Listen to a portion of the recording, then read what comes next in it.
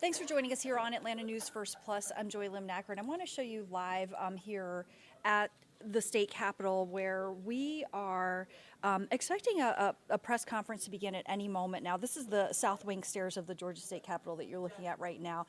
We're waiting for a press conference to get underway, which we're going to bring you live as soon as it begins. Really, at any moment now, it is expected to begin. We will be hearing from gun violence survivors, as well as several elected officials calling for gun control and stricter legislation concerning guns. And of course, all of this follows the tragic events at Apalachee High School last week, following the tragedy there. And this is some footage of just some of the memorials and the grieving community there. But following all of this, there are growing calls for gun safety legislation like safe storage and extreme risk laws. So we are expecting to hear from gun violence survivors, as well as several elected officials, including Minority Leader Gloria Butler, Senator Emanuel Jones, Senator Elena Parent, and several others, calling for gun control legislation and changes to it. And this happens as this morning classes are resuming for all Barrow County schools except Apalachee High School, where again, I'm sure all of you recall, police say a 14-year-old student shot and killed 4 people, including 2 students and 2 teachers. Now, a post from the school on Facebook reads, "During this time, all Apalachee events and activities are canceled until further notice." And it goes on to say, "Thank you for your understanding, continued prayers and support." Many of the comments on the post are showing support for the decision and everyone impacted, understandably so. And again, it's Apalachee High School is getting a little more time to grieve the students there, but students at surrounding schools are doing their best to find some semblance of normalcy as they are heading back to school this morning. And Atlanta News First reporter Asia Wilson is outside of Yargo Elementary School, where it's a difficult day nonetheless. There's still no word on when classes will resume at Apalachee High School, and over the last few days I've been speaking with students who say they're just too scared to go back. Meanwhile, just last night, people on multiple campuses gathered to pray as a way to comfort teachers and students who are returning to classes in the district. We're told all campuses will have counselors available for people who would like to talk. And for peace of mind, Barrow County Sheriff also says his deputies, along with state troopers and city police, will be on all campuses across the county. All of this after investigators say 14-year-old Colt Gray shot and killed 4 people inside Apalachee High School nearly a week ago.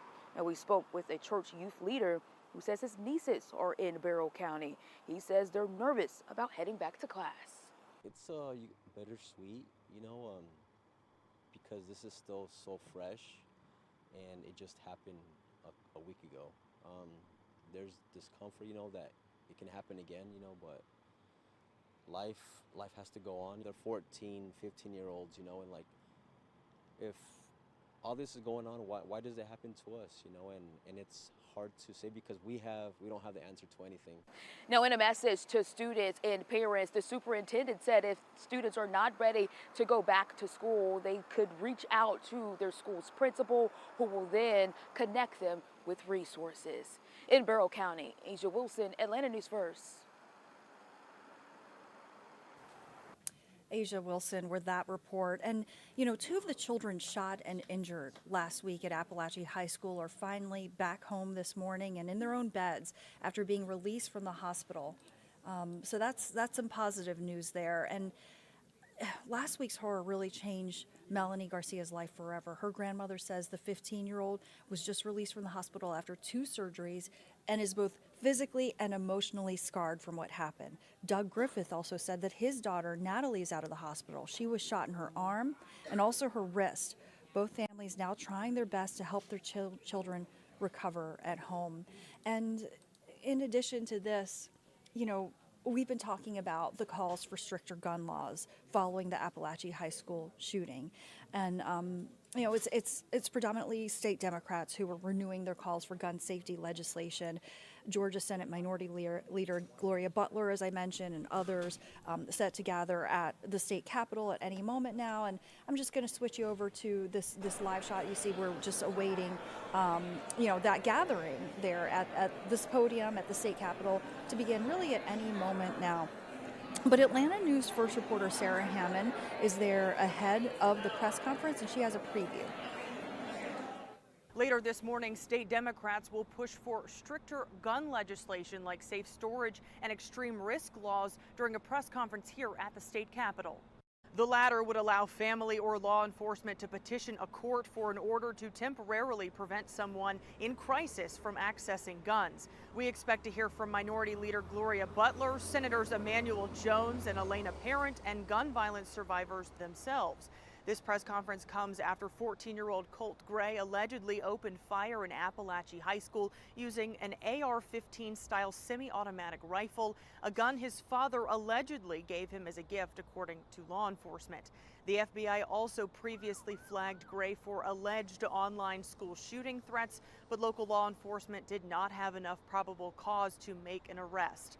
As leaders look to address the issues here at the state capitol, Senator Raphael Warnock is taking the issues to the nation's capital. This is a public safety issue. And the American people are calling out for action. They're calling for sanity. And I believe it's high time that we do that work. The suspect, Colt Gray, faces 4 counts of felony murder and will face more charges, according to the Barrow County District Attorney. His father, Colin Gray, also faces multiple charges and could serve up to 180 years in prison for his alleged involvement in this shooting. At the state capitol, Sarah Hammond for Atlanta News First. And, as of course, families work to heal from what has happened, and parents work to really just kind of help their kids through this. ANF investigates. Better Call Harry has some guidance and some resources for parents. Barrow County Schools has 6 social workers listed on its website, but how do you counsel 1,900 kids and their families? How do students go back to class and focus on their schoolwork? We found several resources and we vetted them for you. Let's start with 988 Lifeline. What's great about this is that kids are already on their phones texting friends. But if they text 988, they can chat with a licensed counselor for free, or they can call 988 and speak with someone directly. SAMHSA, the Substance Abuse and Mental Health Services Administration, also has a 1-800 number and has a dedicated webpage. Once again, these are licensed counselors who are available 24/7, and it's all confidential. I want to leave you with 2 websites that have lots of resources. The first is ASCA, the American School Counselor Association. It has a dedicated webpage for helping students after a school shooting and includes a list of guidelines and links to articles and webinars about crisis counseling. The other website is youth.gov. It too has a dedicated page with resources to help youth cope after a mass shooting. I want to leave you with a takeaway. If you end up at a website that you don't know anything about, there should be an About Us tab or a link at the bottom of the page. Click on it. It should tell you everything you need to know, and if it doesn't have anything, you want to go someplace else. I'm Better Call Harry, Atlanta News First.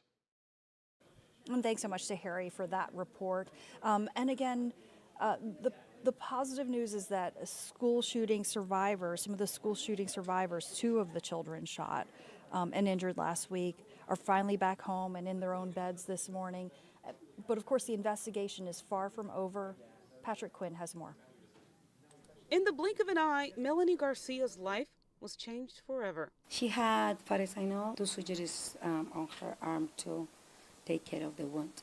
She was one of the survivors in last week's mass shooting at Apalachee High. When things like this happen, it's so easy to be angry or to be judgmental. When it's this situation that happened right now, it's really hard to say because the school probably tried to handle the best they can. Her grandmother says the 15-year-old was just released from the hospital, both physically and emotionally scarred. She's acting as calm as possible. We try not to talk about what happened. Doug Griffith says his daughter, Natalie, was getting out of the hospital Monday. She's been in pain, and that's hard to see. It's hard to see your child in pain. She was shot in the arm and the wrist. Griffith told us what his daughter remembered right before being hit. Heard a shot, and then the next ones were hers. We hear about school shootings a lot. Did you ever think it would happen in your own community? Never in a million years. The 9th grader enjoys playing in the school band.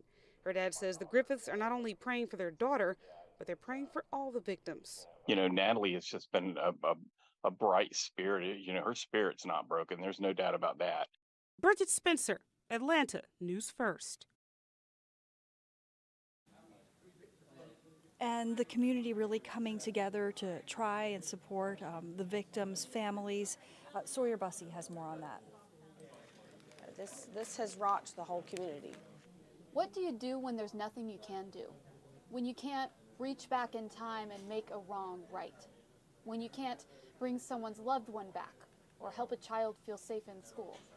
The answer is you do what you can. Here at a flower shop in Winder, we're making bows. Ann's Flower and Gifts. The bows are a fundraiser, $10 a piece. It has been an overwhelming response already. This ringing phone is the soundtrack of the day. This is something that can be done in one of the darkest times in this town's history. The shop has made close to 300 bows in less than 24 hours with pages and pages and pages of orders to fill. Feeling helpless, for one thing, not knowing what to do. And it was the first thing that I saw. We've had friends from all over the community offer their help. We've had friends bring food. We've got friends here that do not work with us who are helping us, and I've got more coming that will help tie bows as well. Posted outside the shop are 3 words said by law enforcement officers earlier this week. Love will prevail. It just makes me feel grateful that I can contribute in some way.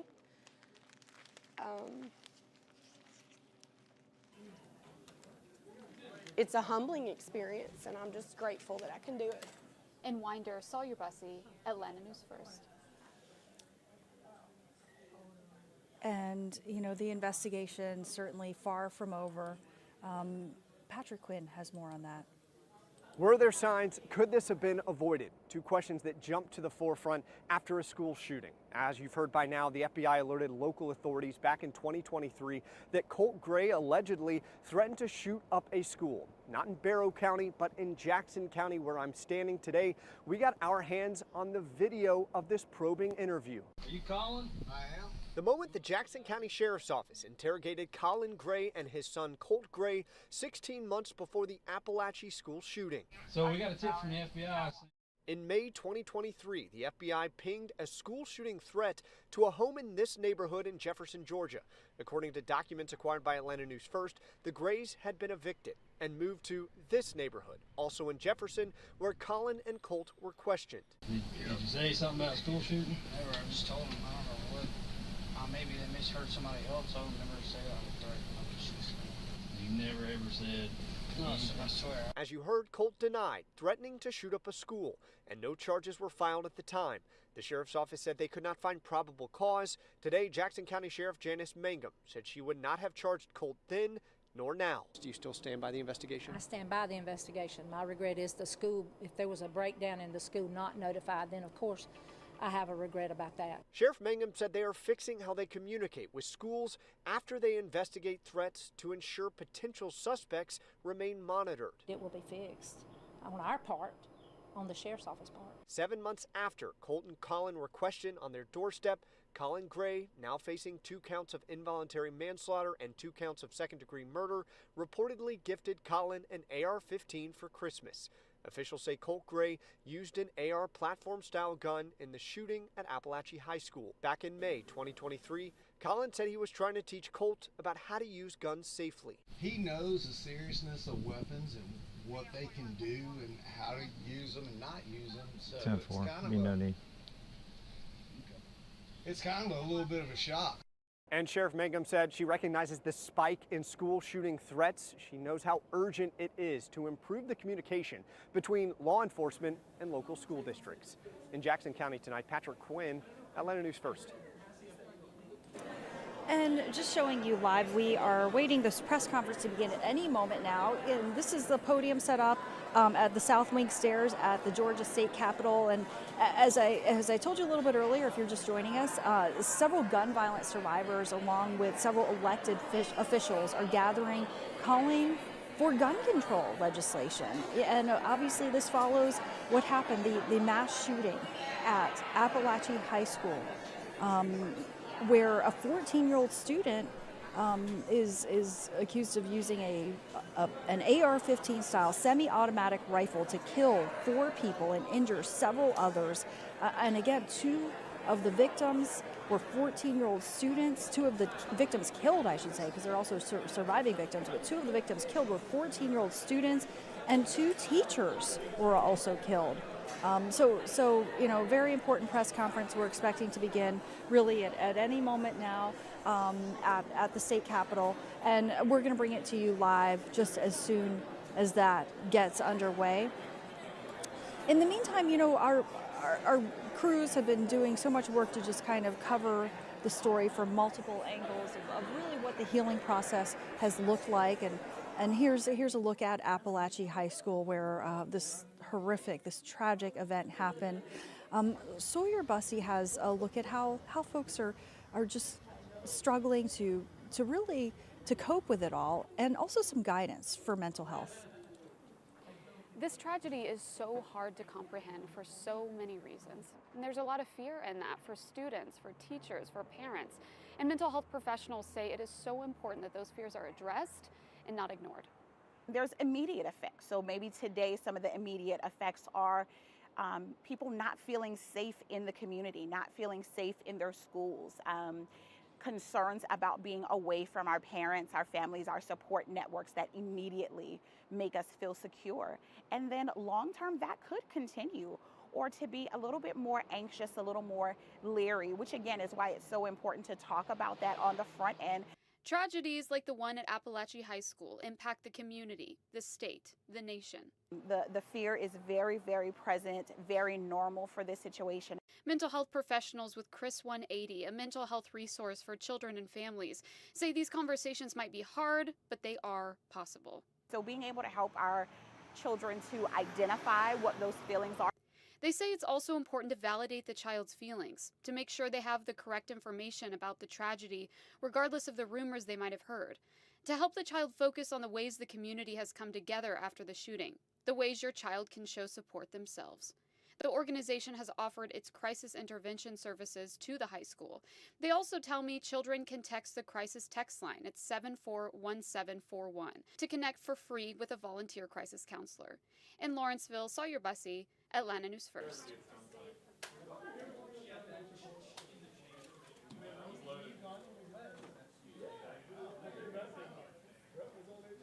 And, such an outpouring of support in that community, as local businesses and others try to step up and help. Josh Skinner has more. Barrow County is a community struggling in the aftermath of a mass shooting, but it's facing these struggles together. What does it mean to be a community? These are all your neighbors and all ultimately family and all here to help. Because on days when we want to stop, and yet the world continues to blow by, we have each other. As much as I can help my family in this community, that's what we're here to do. Timothy Culleton owns nearby All County Towing and Winder and is offering free car tows for people who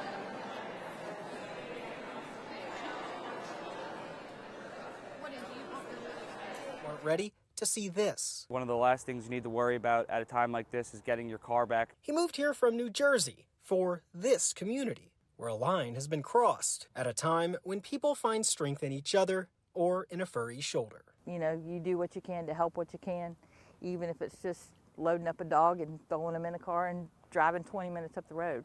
So as the community searches for answers and asks for grace from a higher power, it finds solace in the light within itself, especially during its darkest day. One coward or one action is not going to deafen the sounds of anybody in this community. In Winder, Joshua Skinner, Atlanta News First.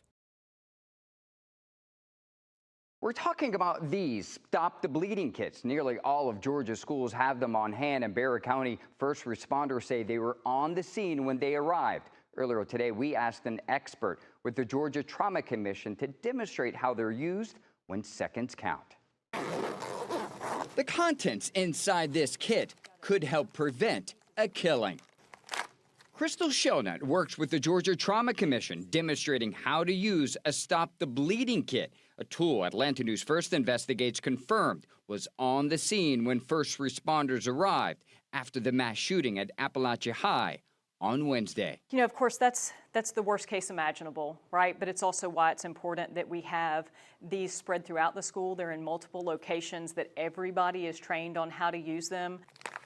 Showing us the compression gauze, scissors, and a tourniquet inside. The tourniquet will loop around, and then the band is pulled as tight as you can get it. Once that's in place, now we're going to begin to turn the windlass, and this windlass would be turned until the bleeding is controlled. And this is called wound packing. So the idea is that we're going to fill the wound from the inside out, and then after that, we're going to hold really firm pressure. How quickly do you want to act in using this kit? We call it the platinum 10 minutes. So the first 10 minutes after an injury are really important, that we have life-saving interventions. What's the #1 piece of advice when using this kit? If you think they need it, go ahead and apply it. Don't wait. Don't wait. That was Crystal Shelnut, who works with the Georgia Trauma Commission. Another piece of advice that she offers is know where these are located in your school or business so that you're not looking for them during a crisis event. These kits typically cost about $80, but if you buy them on the Georgia Trauma Commission's website, you can save about $30. Andy Parati, Atlanta News First investigates. Joining us today. It is not a happy occasion that we have to come and talk with you all today, but it's one that needs our attention. But I want to start by recognizing those lives that we lost last week in the horrific shooting at Apalachee High School in Winder. We lost 2 teachers. Christina Ermy, a math teacher, was having a birthday celebration with her students when murdered by this gunman's bullet. Her students remembered her as a teacher who made everyone feel good about math, and that's no easy task. We also lost Richard Aspinwall, a math teacher and football coach at Apalachee High School. Richard leaves behind a wife and 2 daughters. According to those who knew him, Richard loved being a girl dad, and his family called him their nucleus in a statement after the shooting. Mason Skirmahorn was a 14-year-old with a big laugh and even bigger creativity. Christian Angelou, also 14 years old, loved playing video games and soccer. Both were killed by another 14-year-old with an AR-15. Let's pause for a moment and reflect on the lives of these 4 persons that were stolen from us last week in Winder.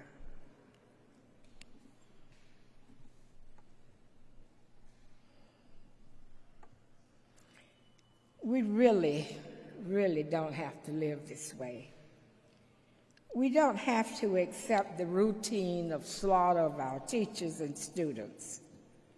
We don't have to accept that Republicans in Washington, in the governor's mansion, and here under the Gold Dome will sit on their hands and shut their mouths about gun safety until each tragedy fades out of sight and we move on to the next thing. We don't have to accept that every now and then we'll just have to gather and mourn the lives lost in a gunman who never should have had a gun in his hand. Most of us standing here today remember a time when it wasn't this way. Many parents who send their children to school remember that time too.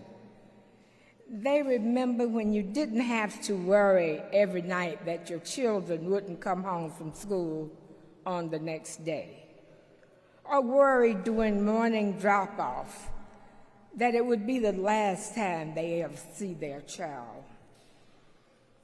Republicans talk a lot about freedom when these mass shootings keep happening.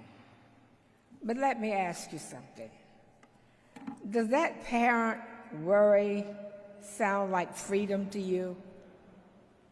Is it freedom when we have to panic about sitting in a doctor's waiting room because a mass shooter just might come in and start shooting? Is it freedom when we make sure we know every exit in a movie theater, just in case a mass shooter starts firing when the lights go out? Is it freedom when we take time away from our children's education to teach them how they can survive a mass shooting? I'm here this morning because I refuse to accept that this is our new normal. Republicans have shown they will. Zero gun laws since 2018. Zero laws after Parkland.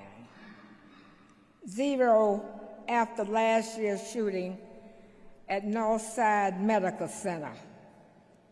And zero after our state has averaged 1,927 gun deaths per year. To my Republican colleagues, I say this: if you can't lead, get out of the way. We're ready to protect our kids. And Georgians know we won't let the gun lobby tell us how to keep our kids safe. Our kids will be safe just as we want them to be.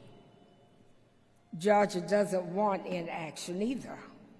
We've heard from people all over Georgia, from Americus to Albany, to Dalton, to Dublin, from Stone Mountain to Savannah. People want action on gun safety, and they want it now. I'm taking action. Just this morning, I signed the Georgia Majority for Gun Safety Pledge to support safe storage laws, universal background checks, red flag laws, and greater funding for violence intervention initiatives. I urge my colleagues to do the same. Let's do something. Let's do anything to stop this madness. So you're going to hear from my colleagues, Senator Elena Parent, speak on the importance of passing safe storage. You will also hear from a student on the urgency of addressing gun violence.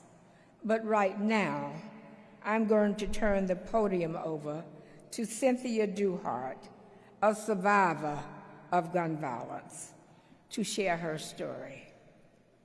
Cynthia, I thank you for sharing your story with us today. Thank you for having the courage to come and be with us. Good morning, everyone. Good morning. Yes, my name is Cynthia Duhart. I'm a gun violence survivor, a fellow with Everytown Survivor Network, and a volunteer with Moms Demand Action. On October the 11th, 2021, my day started like every workday, the anticipation of spending the majority of my day on conference calls discussing stats and projects. 30 minutes into my meeting, I heard a knock at the door. I had become accustomed to this because I developed an obsession with online shopping and would often receive packages at this time. Unbeknownst to me, this morning there was a different delivery. Two gentlemen who identified themselves as detectives of DeKalb County proceeded to ask me if I knew Christian Harris. I answered yes.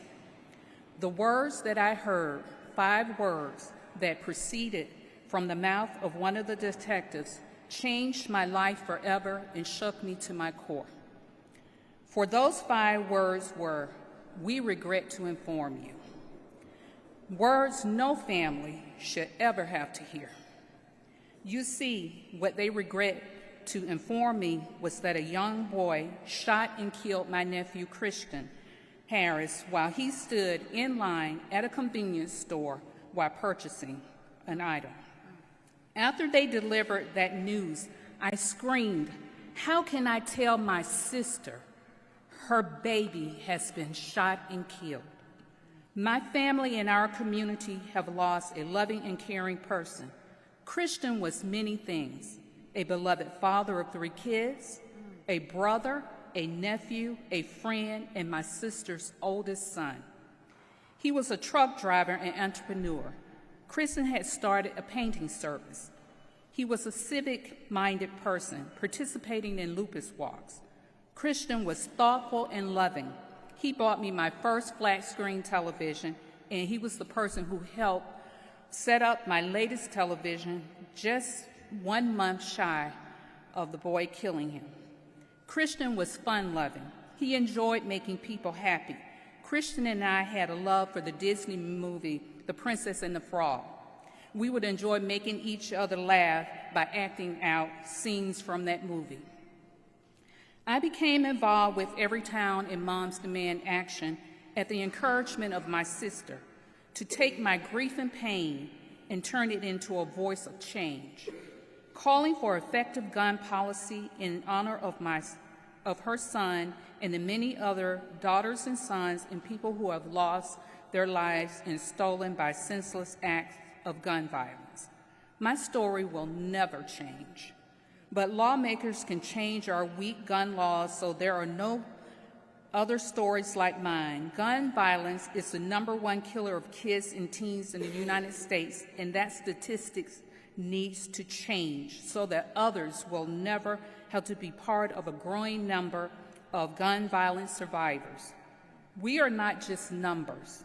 We are people with diverse stories, and we are standing before you today to ask for you to do the job you were elected to do: protect us.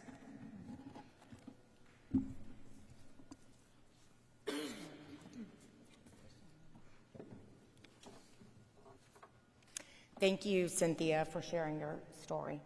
Our hearts are with you and your family.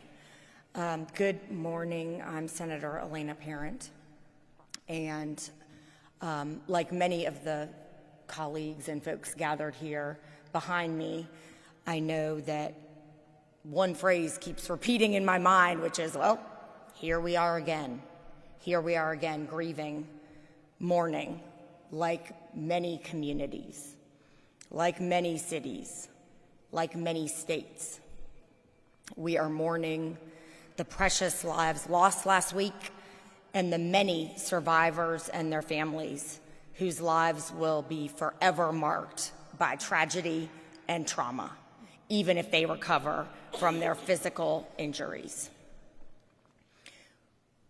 We are outraged that we are forced to live with the constant threat of random gun violence imposing terror on our children. At times, we also feel helpless because we have spoken out, we have donated, we have lobbied, we have marched over and over again, begging for the violence to stop, but mostly begging for elected officials to do something. Republican leaders in Georgia continue to use the same playbook when shootings occur. They offer thoughts and prayers, then turn their backs on the victims when they plead and beg that they take action to prevent this from happening again. To the victims in Barrow County, we say today that we hear you, we care, we see you, and we have tried to stop this. The Republican Party took control of Georgia state government in 2004 and began steadily weakening Georgia's gun laws. Now, today, Georgia's gun laws are the 46th worst in the country, and by that I mean weakest. And since Georgia's laws became the 46th weakest, gun homicides in Georgia are up 101%. More than double. But of course, you would not know that, would you, from what the Republicans keep saying? They said more guns will make us safer. They said guns save lives. The fact that they repeat this still, when it is a complete and total fantasy, is infuriating. Instead, our saturation of guns turns minor quarrels into deadly confrontations. This wrong-headed ideology means that in Georgia, it's not illegal. It is not illegal to give your child, your 14-year-old, an AR-15. Not illegal at all. In Georgia, it's not illegal to leave your loaded guns lying around children.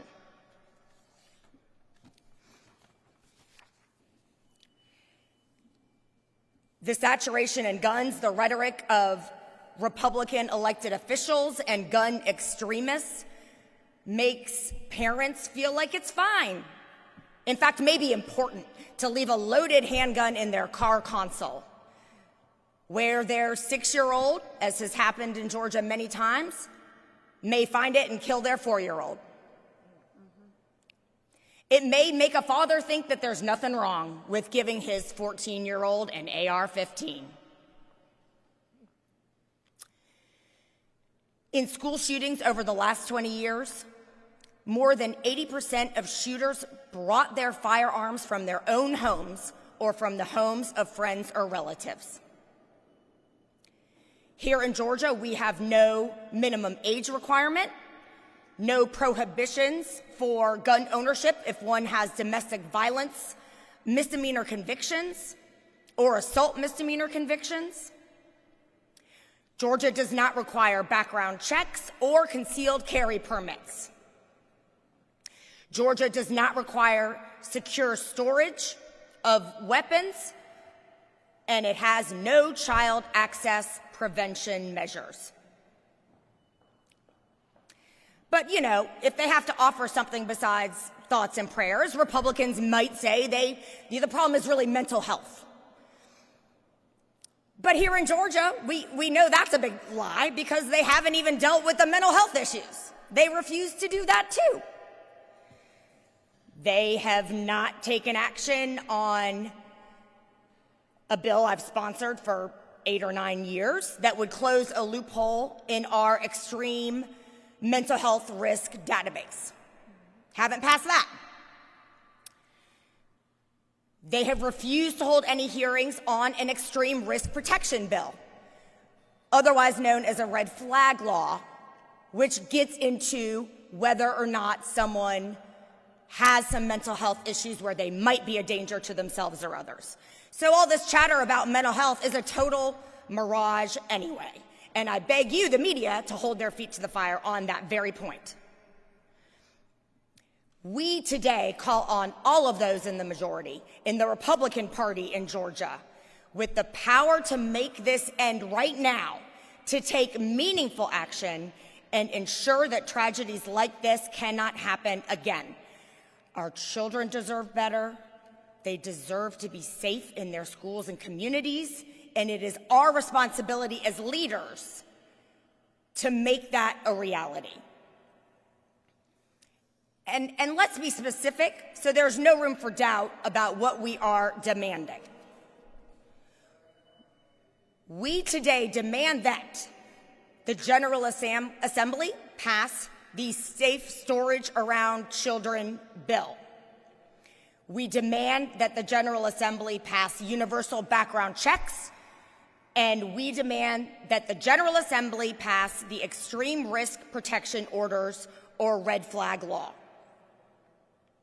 Let's throw in there that we should go ahead and make it illegal to give your 14-year-old an AR-15. The three policies I just mentioned, safe storage, universal background checks, and red flag laws, have been proven to meaningfully reduce gun violence. The Republicans in Georgia have shown that they are quite comfortable sitting on their hands, thinking and praying, while so many innocent lives are lost every year. But guess what? The people of Georgia know that politicians are not hired to pray with them. That is not their job. Elected officials are hired to pass laws, to fix problems, and to keep our communities safe. And at that, they are an utter failure.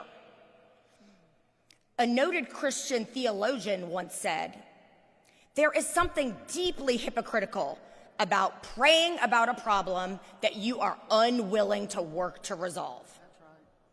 And if you won't do something about a major problem in our community, take your butt back to where you came from and let someone else who will get elected. Each of us was elected to do something, not cower, as I'm sad to say our Republican colleagues too often do, before bullying by extremists. They cower before bullying by gun extremists. But to them we say, it is never too late to join Democrats and find a way together to protect people from gun violence while also respecting the Second Amendment. I believe now we will hear from one of our student activists.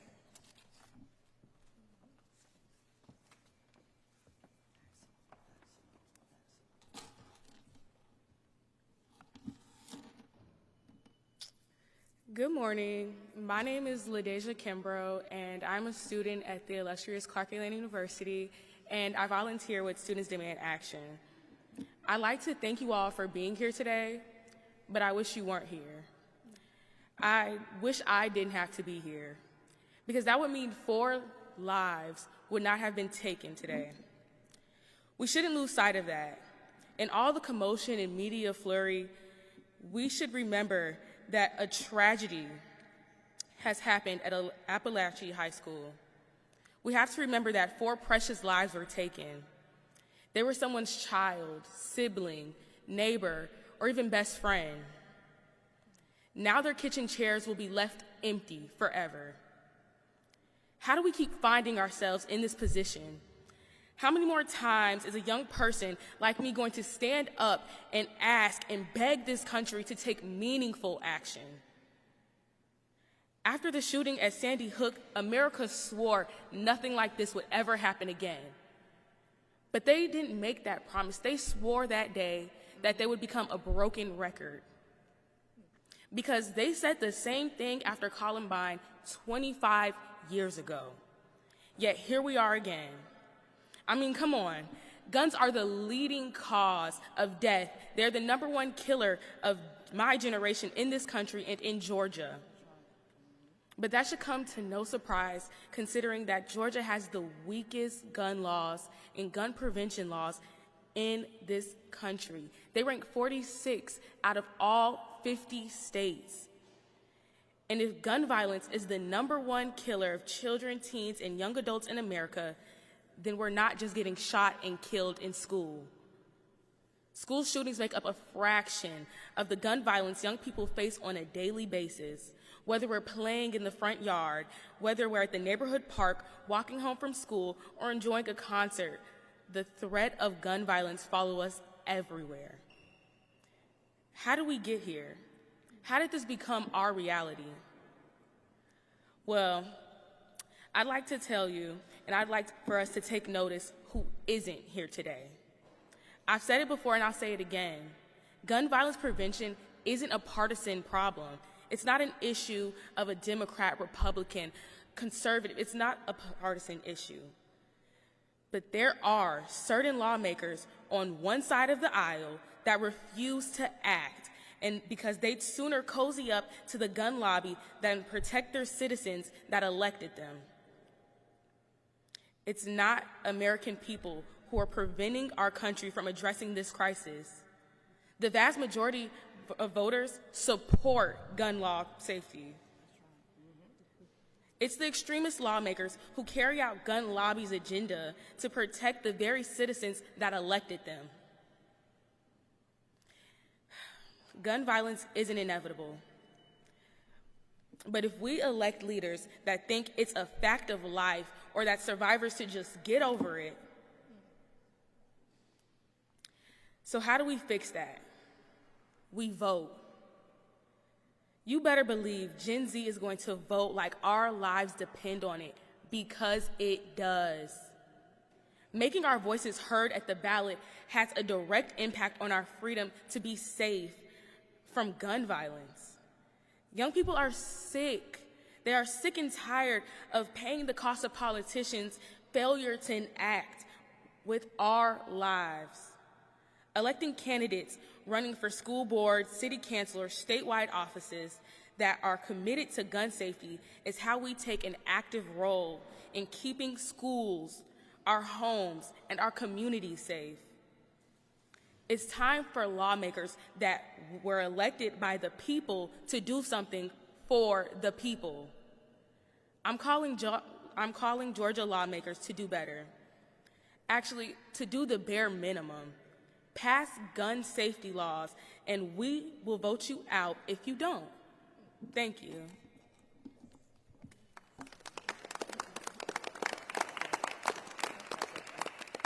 If there are any questions, we'd be happy to answer a couple.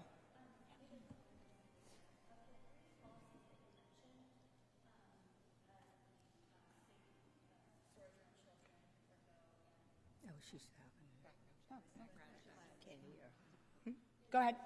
What's that?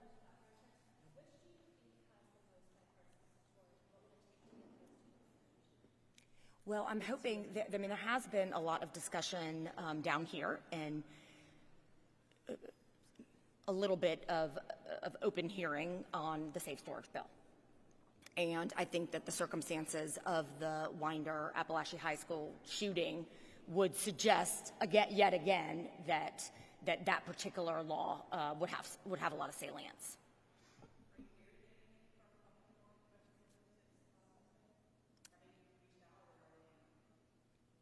Well, we did, one of our colleagues who unfortunately could not be here today, he's ill, Senator Emanuel Jones, the day after the shooting held a study committee on safe storage around children. So that is an opportunity, this particular study committee, to advance this conversation. And some of the Republican members were somewhat quiet, and some seemed to offer the same platitudes that we always hear. But there's always an opportunity for conversations, and we think that there's a lot of actual, in their hearts, bipartisan support around safe storage.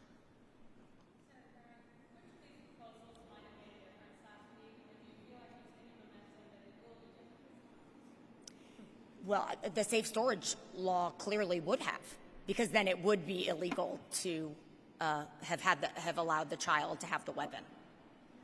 And I mean, look, we have horrible gun laws. We have, as I said, gun violence and homicides have gone up 101% in the last couple decades since the Republicans took over.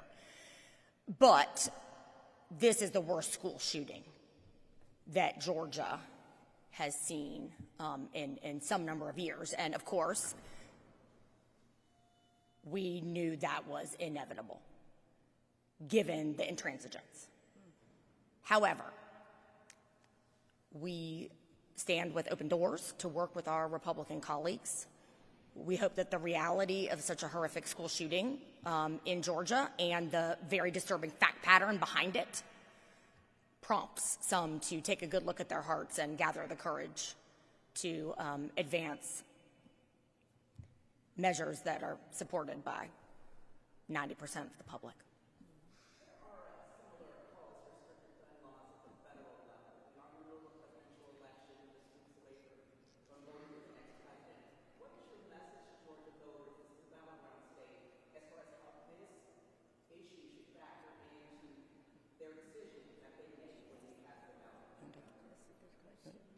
You want it?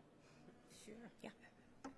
We should preach that Georgia is going to take action. We have to take action. We need both sides to come to the table and sit down and discuss what needs to be done and how we can do it. There's no sense to keep saying I offer my sorrow, my prayers, my thoughts. That doesn't help. Not for the immediate issue and not for the immediate solution. We have to come together. As simple as that. It's simple to me. It's simple to my colleagues to come to the table, talk about this issue, hash out what you want, hash out what's needed. We can't have our 14-year-olds, we can't have our parents giving our kids guns at that age. I don't care what kind of gun it is. It just didn't make any sense for a parent to give a child a gun such. That young man knows right from wrong. We need to look at our mental health laws, continue to work on them as we started. We started and stopped. That doesn't help anything either. But to our communities and the people that will be voting in this election, they have to hold our feet to the fire. It's like making you do something. We've got to do something. Otherwise, we will continue in this same cycle of killing and having guns available. We should not have passed a law that says everybody can have a gun. That's nonsensical. It's nonsense. It's stupid. It's just not. It just doesn't make any sense. So that's the message. Even if we came in, someone mentioned a special session. Will we take time and sit down and talk about what we need to do in a special session? Special sessions happen like that, and they're over like that. We need the time. We need to come in on day one. I won't be here, you will. But day one needs to be the issue on the table and not wasting any time, zero time, on making this right. Because we've got to protect our kids. We've got to protect our communities, our families. These families are torn apart. And those of us that have kids in our family that are that age or approaching that age, it scares you to your core to think that one day it could be your child, your grandchild, in my case, my great-grandchild. So we've just got to do it. Talk about Emmanuel's. Yeah, I will, yeah. So on the electoral piece, which I think is what you are also driving at, in a state that's as closely divided as Georgia politically, when we know that the Republicans, and they know that they're on the wrong side of this issue in terms of public opinion. And with each tragedy, the salience of the issue goes up more and more in the minds of the voting public and how they make their decisions on who they're going to vote for. So when you're losing more and more voters, particularly in the vote-rich suburbs and exurbs on this issue, it needs to be something that you're worried about and concerned about, because it can toss the election to the Democrats, to Kamala Harris. So digging in and being on the wrong side of voters on this has real political and electoral consequences, and they become that much more important as the state gets closer and closer. And another thing that we want voters to think about is how, if Trump were to win, all the promises he's made to the gun lobby and everything he said about wanting to roll back any existing restrictions. Right now, we have a White House Office of Gun Violence Protection. Doubtless, that would be disbanded, and voters need to keep that in mind. One more question, guys.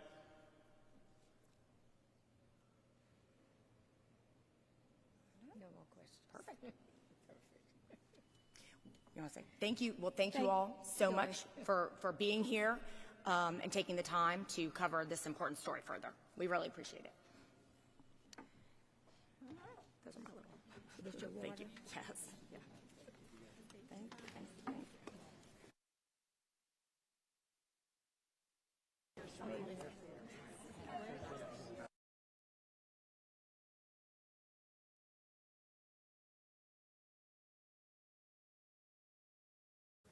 And you were just listening live to that press conference on the steps of the state capitol following the shooting at Apalachee High School. And, you know, you heard gun violence survivors and officials calling for tighter gun control laws. Of course, this has been an ongoing debate, and, of course, the calls growing louder following last week's deadly shooting at Apalachee High School in Barrow County that claimed 4 lives and injured several others. And a 14-year-old student is suspected of being the shooter, and 2 14-year-old students were killed in this, along with 2 teachers. So, of course, this is a major story that we're going to continue to follow here on Atlanta News First and Atlanta News First Plus. If you haven't done so yet, please download our free app to get updates on all the latest, as well as resources right on your phone. Thanks for joining us.